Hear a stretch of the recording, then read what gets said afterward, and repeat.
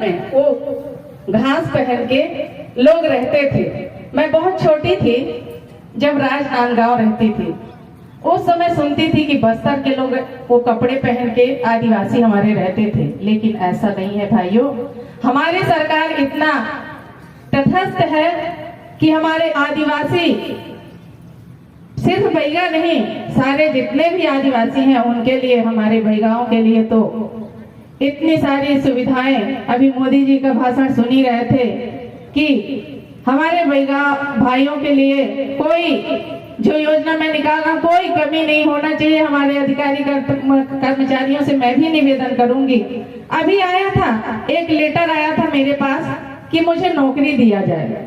मैं जहां तक जानती हूं कि जब इंटरव्यू क्यों कहेंगे, जब पोस्टिंग होने को होता है तो उनको ऐसा प्राथमिकता है कि 12वीं अगर पास है बैगा जाति का तो उसको इंटरव्यू नहीं लिया जाएगा भाइयों बहनों, उनको डायरेक्ट भर्ती किया जाएगा। ऐसा हमारा सरकार है। अभी एक भाई ने कहा कि हम तो कंतरा में रहते हैं, लेकिन आज ऐसा समय नहीं है। हमारी सरकार रात दिन सोचती है।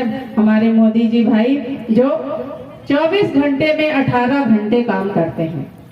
अंतिम पंक्ति के व्यक्ति जैसे मैं, आप अंतिम पंक्ति के, ये छत्तीसगढ़ के बॉर्डर के लोग बैठे हैं, इनके लिए उनकी सोच कितनी अच्छी है कि जो गरीब तबके के लोग हैं, जो अंतिम पंक्ति के हमारे बैगा भाई हैं, उनको मकान कैसे बना के हम दें, उनकी दवाई कैसे करें, उनको स्कूल का सुविधा कैसे करें, रोड की सुविधा कैसे करें। भाइयों नहीं मानेंगे कि हमारे मोदी जी दिन रात आपकी चिंता करते हैं। हमारी बैगा भाइयों के लिए लगातार नए नए योजनाएं निकालते हैं। एक योजना तो मैं पढ़ रही थी किसी यूट्यूब में कि बैगा महिला मुखिया आहार अनुदान, शायद ये योजना कलेक्टर साहब बताएंगे, मैं पढ़ी थी।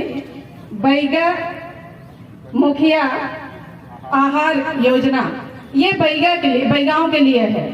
हमारे प्रदेश में 3 जातियों को सबसे पिछड़ा लिया गया है, बैगा, सहरिया, भरिया। हमारे यहाँ सिर्फ बैगा है।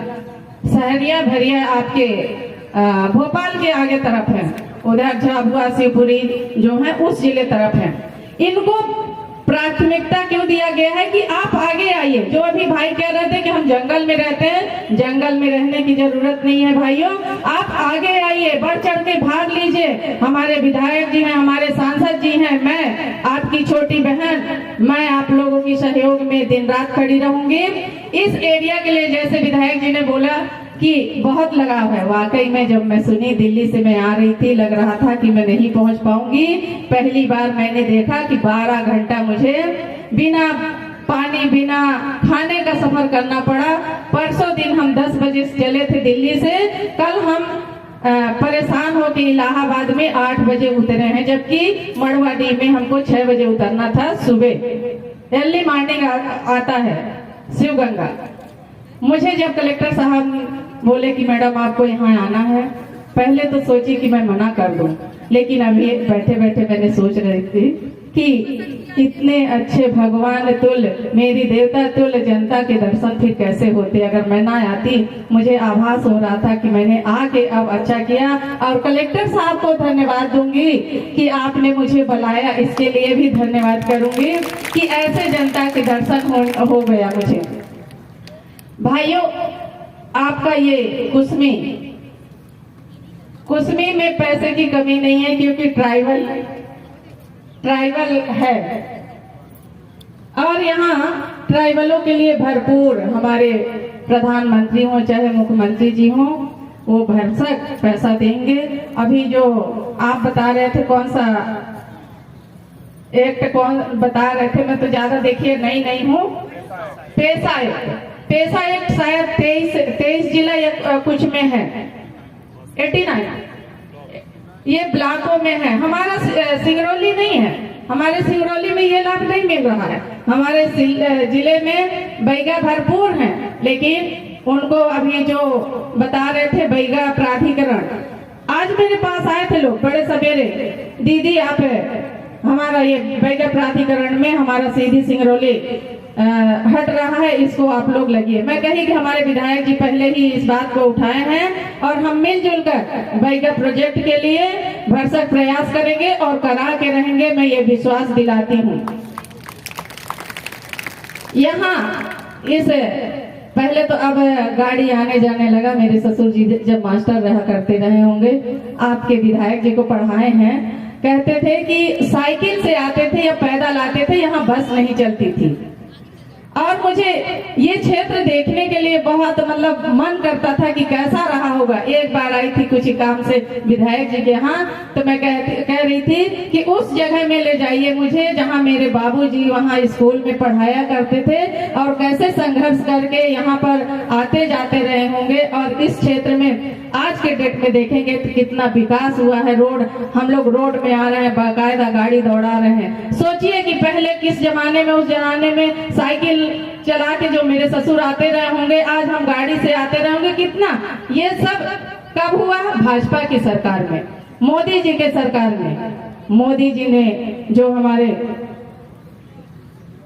गरीब लोगों के लिए काम किया है, बहनों और भाइयों, ये बहुत बड़ी विरासत है हम आदिवासियों के लिए, हमारे अन्य समाज के लिए बहुत बड़ा काम। जैसे आयुष्मान कार्ड, हम कभी नहीं सोचते थे कि 4 लाख रुपया हम अगर कोई ना करे, किसी के साथ दुर्घटना हो, 4 लाख रुपया हमको मिलेगा। उसको हमारे मोदी जी ने क्या सोचा होगा, कैसे निकाले होंगे। कांग्रेस वाले तो डरते थे, अगर 4 लाख रुपया हम कर देंगे हर व्यक्ति को तो पता नहीं कितना पैसा जाएगा। लेकिन भारतीय जनता पार्टी ये सब नहीं सोचती।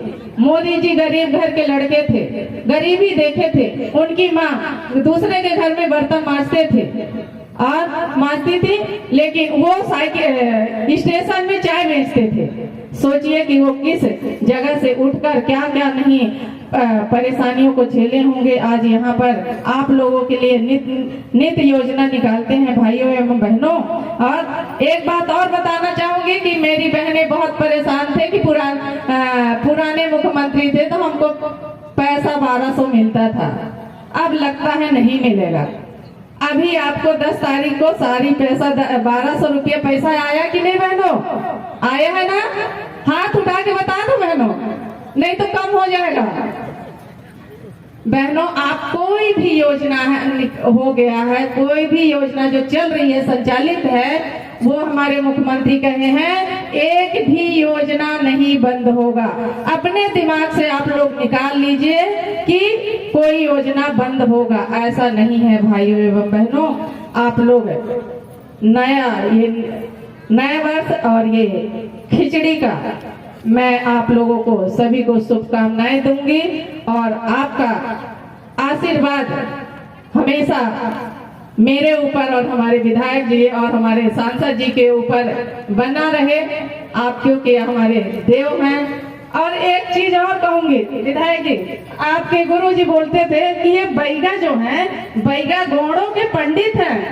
आप देखेंगे कि चाहे हम छत्तीसगढ़ में मैं देखी हूँ, छत्तीसगढ़ में सारे मंदिर हों, वहां बैगा ही पुजारी हैं।